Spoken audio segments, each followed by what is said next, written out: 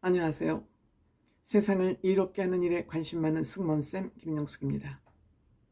국민의힘 위기에 처해 있습니다.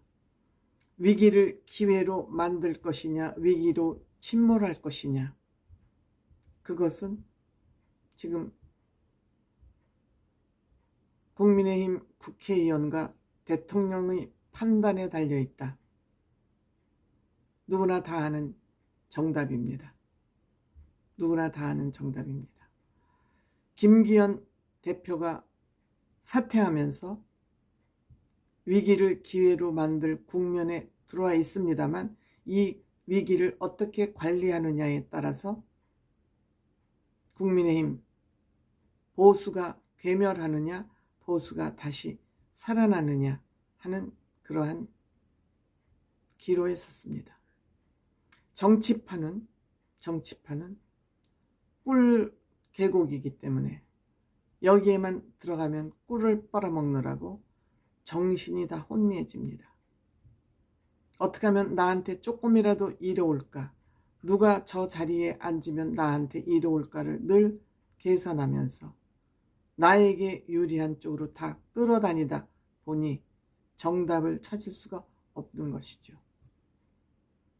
그러한 소굴에서 이준석 씨가 개혁을 외치자 이준석이를 싸가지 없는 인간으로 몰아갔습니다.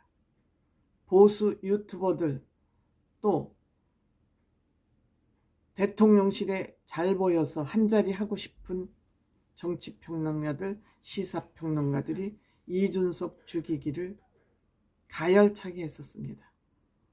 이준석이의 그 비판 포인트는 싸가지였습니다. 이준석이 내용적으로 잘못된 얘기를 한 적이 있습니까? 표현 방식에 문제가 있다 하죠.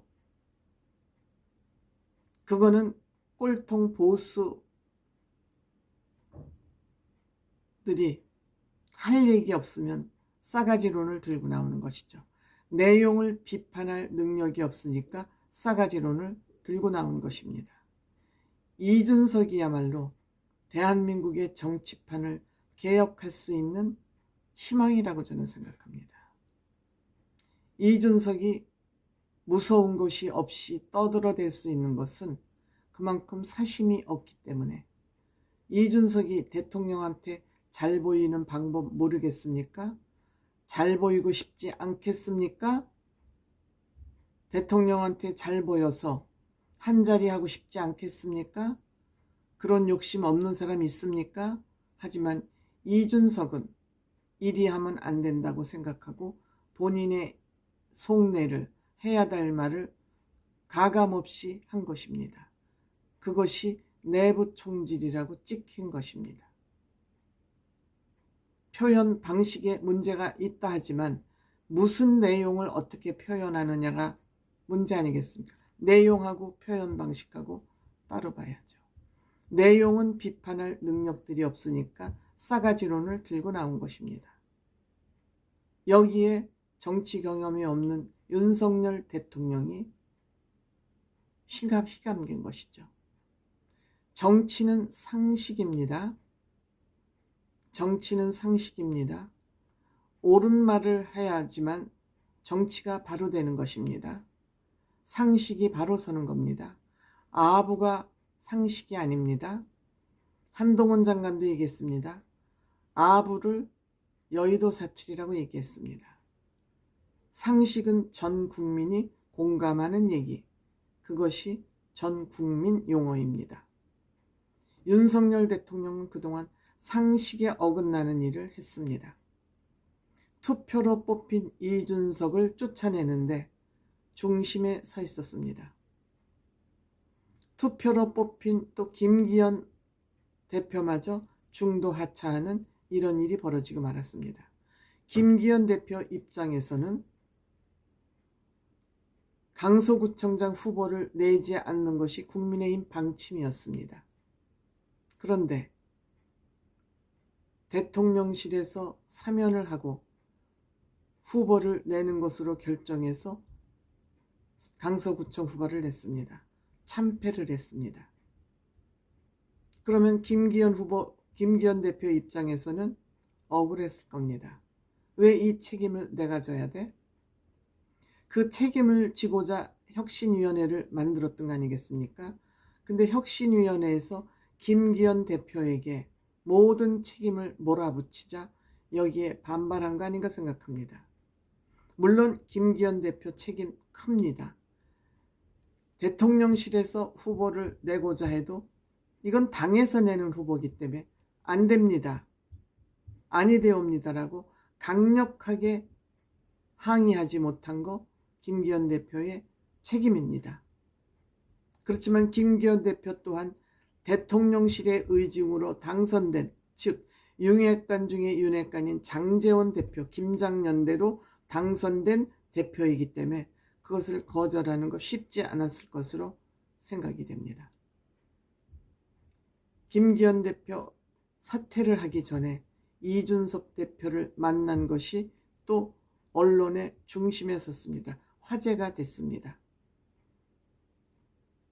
아마 동병상련이 아니었을까요? 중간에 쫓겨난 당대표들의 동병상련. 저는 이러한 일이 있기 전 이준석 대표와 김기현 원내대표가 일하는 모습을 보면서 김기현 대표 참 예의가 바른 사람, 상식적인 사람이라고 생각했습니다. 나이가 한참 어린 당대표지만 그 당대표를 예우하는 모습이 인상적이었습니다. 예절을 깍듯하게 지키는 그 모습이 인상적이었습니다. 이 두 사람은 호흡이 잘 맞았습니다. 호흡이 잘 맞았는데 이준석 대표가 중간에 쫓겨나자 김기현 대표, 내가 대표가 되어야 되겠다고 마음을 먹은 것 같습니다. 욕심을 낸 것 같습니다. 그 욕심을 낸 나머지 장제원에게 간곡하게 부탁을 해서 손을 잡고 나경원 날리고, 나경원 전 의원 날리고, 안철수 전 의원 다 날리고, 유승민 의원은 그 전에 날아갔지만요. 이러한 두 사람이 서로 통하는, 상식이 통하는, 이 두 김기현과 이준석 대표는 상식이 통하는 그러한 콤비였습니다. 그래서 김기현 대표가 사퇴를 하기 전에 이준석 대표를 만나서 가능한 한 탈당하지 말고 이 국민의힘 안에서 문제를 풀어보자고 설득을 한 것 같습니다. 근데 그 설득에 실패하자 김기현 대표는 사퇴를 결정한 것 같습니다. 두 사람이 지금 비밀 작전을 한 것 같습니다. 두고 봐야 되겠지만 김기현 대표 짤막하게 SNS에 본인의 사퇴서를 남기고 지금 나타나지 않고 있습니다.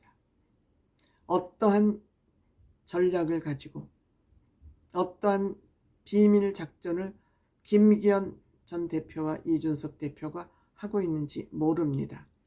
이 대목이 우리가 또한 계속 지켜봐야 될 대목 아닌가 합니다.